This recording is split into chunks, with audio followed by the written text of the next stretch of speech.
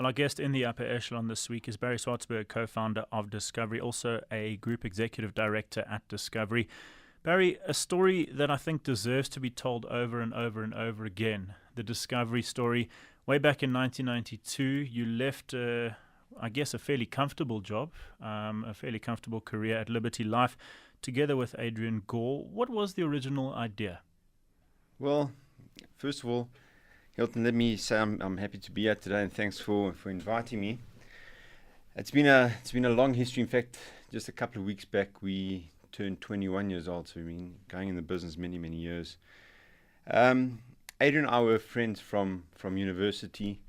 We studied together actuarial science. In those days, there were very few people in the actuarial science profession and also studying at university. In fact, our year, Adrian's year, in fact, he was one year older than me, was the first year that they had the chair, an actuarial science chair. So we became quite friendly at university. And we worked for many years at Liberty Life in the product development division. And at that point in time, Herschel Mayers, who now works at Discovery, was our boss. And we developed a lot of the products at Liberty Life in those days. And we got very used to the idea of developing products. That really became part of our DNA. And we had a fantastic time. We learned an enormous amount at Liberty Life about product development, about how insurance companies worked, and about getting the market interested and excited about financial services products and coming out with new ideas. And toward the latter part of our careers at Liberty, we worked on the medical lifestyle product. And what the medical lifestyle product was, filled up gaps in the medical aid schemes in the early 90s. So there was a lot of gaps in medical aid schemes, and Liberty were looking for a product that filled those gaps. We came up with this idea called a medical lifestyle. And Adrian and I worked on the product, and it was hugely successful. Liberty sold hundreds of millions of rands worth of new business. And really that became the impetus for us to say, well, can we do this ourselves?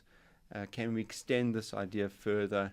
And we always wanted to create a company similar to Liberty, something that was unique and a phenomenal company that people admired and that type of thing. And when the opportunity came along, we jumped to the opportunity. Was it difficult to make the decision to make that jump away from the security that a career would afford you? To a certain extent, we had to take a bit of a leap of faith. But in those days, we worked with Ram Merchant Bank. They were our backers. We worked closely with Larry Dippenaar at Ram Merchant Bank. And that gave us a sense of comfort that within an organization, we could create something new. So Larry was our sort of sponsor in the early days, and he became our chairman for 15 years of the company, a phenomenal business brain and a great mentor for both of us in building the business. And so I think it was quite comfortable going into an environment such as Ram Merchant Bank, where we had the security of a partner, a solid partner. They were similar in business character and style to us, entrepreneurial, willing to do something, thought through the issues in a huge amount of detail, and were willing to give us a chance to build something. To get that backing and to get that chance, did Laurie and the team at RMB understand the idea right at the beginning, or did it take a couple of knocks on a couple of doors to get the buy-in? Well, we didn't really have a product idea to start off with. We had this idea of building a great insurance company that we could be proud of and people wanted to buy our products. The product really only came during the first year of operation. And during that first year, we worked extremely hard in building that product. So we spent most of our time not only reviving and getting the license to start the business, but we spent a lot of time developing the product. And, we morphed the product a lot during the early years. We did sell initially. Our first couple of clients came on when we actually started. We were quite lucky to get a few clients right up front. Obviously, Ram Merchant Bank themselves joined us the first year. But about 4 months into trading, we got a big account through Nashua. Nashua was our first big external client. And And then we sort of got stuck at about 1,800 policies that we had sold. And we spent a lot of the time sort of mulling over the product. Why isn't it selling? What about the product do we need to change? And we morphed the product and we adapted it to the market needs quite quickly. And I think that's lessons we learned initially. So, and the guys like at Ram Merchant Bank, like Larry, were part of that process. We sat in R&D sessions. He used to come to our exco meetings and we used to debate the product all the time. We spent the first initial part of our business just debating the product, rethinking the product, presenting the product to each other to see if it would sell in the market. And we went out there a lot and pitched the product ourselves to clients. And we learned a lot through that process. When you're getting feedback from the client, immediately, you come back to the office and you know what's working, what's not working. So yes, they were part of that process, an integral part of that process, and it was exciting days. Was there an inflection point, a point where the momentum of your growth really took you to places that I think you probably didn't dream of? I think there were 2 or 3 times when we had that inflection. I'm talking about the first, say, 10 years of operations. The first one was when we got the product kind of right, so we were stuck at 1,800 policies or whatever for a couple of months, and then we just worked the product, and I think that's one element where we got that right, got the product working and people accepting the idea. We used medical savings accounts in those early days, and that was a differentiation. We used brokers. Most medical schemes were using agents to sell their policies, so we were using what became a new sort of distribution channel, was using independent financial intermediaries to sell our product. So I think that was the first inflection point. The second inflection point for us was when we came up with the idea of Vitality, of a wellness program. I really think that caught the imagination of the public and of people that bought health insurance. And again, I think in 1997, 98, again another inflection point. I think our biggest change was when the new legislation came out in 2000. The entire market change. It was basically restarting the market from 1994. The new elections, the new government came until 2000. The new government worked on a new medical scheme regulations. I think 2000 really changed the game, and we adapted. It was quite a hard process we went through, but we adapted quite quickly to that process. And I think, again, that was an inflection point for us. Again, we grew at quite a substantial rate after that. It sort of solidified our position. It was difficult for new players. The barriers to entry were quite high. So I think that, again, was a growth spurt for us. And then over the last 13 years, again, I think we've continued to grow at a great rate. And I think it is because, bringing new innovations into the market, offering value to our clients. We really spent a lot of time, I think as a business, we spend a lot of time thinking of what it means for our clients and being client focused. So I think, but those 3 events in my mind, just going back to the early days, were really the 3 inflection points. Vitality, as you say, one of the inflection points and one of the, I guess, features that sets Discovery apart from everyone else. Some are playing catch up now with their own kind of rewards and wellness programs. Whose idea was that, or was it more an evolution of a bunch of ideas? Well, the spark of the idea was from Adrian. He came in one day and said, we should start a health bank in a way, where people can bank their health, on some basis. And really that was the spark of the idea. Maybe something like an Edgar's Club in those days. That was quite a popular club that people belonged to. Something where it's like a club, where it's a health bank, and combining these 2 ideas of loyalty on one hand and wellness on the other. And really, and then everyone, we liked the idea and we worked on it. And I think a lot of people then contributed to the idea, getting involved, gym chain, getting them involved. That came through, people in the marketplace, that kind of idea. And the idea just got legs on its own and started growing because it seemed such a natural idea for health insurance. And it really, I think it is a game changer for financial services, because what it does is it measures a person's risk throughout their life. Most insurance policies measure a person's risk upfront at underwriting or at application stage. What Vitality allows you to do is measure a person's risk and change that risk throughout a person's life. And for us, we thought that was a game changer. Discovery is many things. It's a health insurance business, it's a life insurance business, it's a short-term insurance business, it's an asset management business, it's a distribution business, it's a business based on and built on actuarial science. How would you describe Discovery, given the fact that a lot of people don't necessarily understand the complexity behind all of this? Yeah, I think there are two main thrusts of the business in my mind. One is, as I was mentioning, a program that leads to behavior change and encourages behavior change, and through that, how it impacts the financial services products. So if you look at our products on the health insurance or life insurance, they are underpinned by a vitality program or a wellness program. So the whole idea is being consumer focused and allowing that individual to change and change their behavior. And by changing their behavior, they can impact on their premiums and their benefits. And that idea, I think, has got massive application, not only in South Africa, around the world. That you're not buying a static financial insurance product, you're buying a product that can change with your behavior. If you behave better, so the value to you improves. So that's one, I think, thrust, or one idea is this program of behavior changing program. It also applies to short-term insurance. The better I drive, either the better my premiums or the better my benefits. So that's one idea, the vitality or behavior changing program. The second idea is to integrate these two products. Now, health insurance and life insurance should, in a way, work together. Why is it that they're separate products? Health insurance, you understand a person's health when they go into the doctor, what illnesses they suffer. You can manage the risk far better.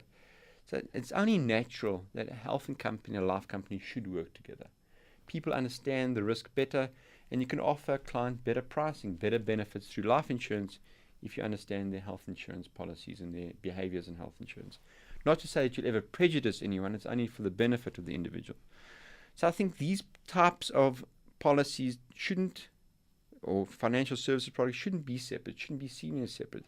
They can be integrated. I think that has been our breakthrough. So both, I think, the behavior changing program and the fact that these kinds of ideas do belong together, do morph. Barry, you studied together with Adrian. As you said, you worked together at Liberty Life and obviously started this journey together 21 years ago. How would you say you and Adrian complement each other? No, we've worked exceptionally well together. I have huge respect for Adrian. He's done an amazing job in building the business.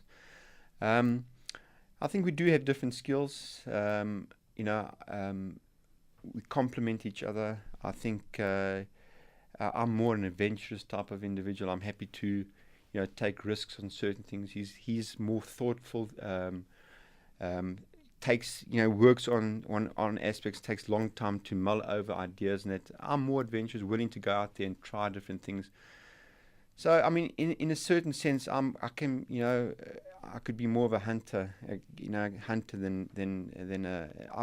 for example, when we were approached by Ping An in China, I was willing to hop on a plane immediately off to China and to understand the opportunity immediately. And something came of it. So I think, you need that kind of personality. That the person's willing to, be more adventurous. And I think together, Adrian is more thoughtful. And I think together we make a good team. But again, there's a lot of different influences within the company now. A lot of different, very strong personalities that work together. I think complement each other. There's a great value system within the company. I think very strong ethically as well.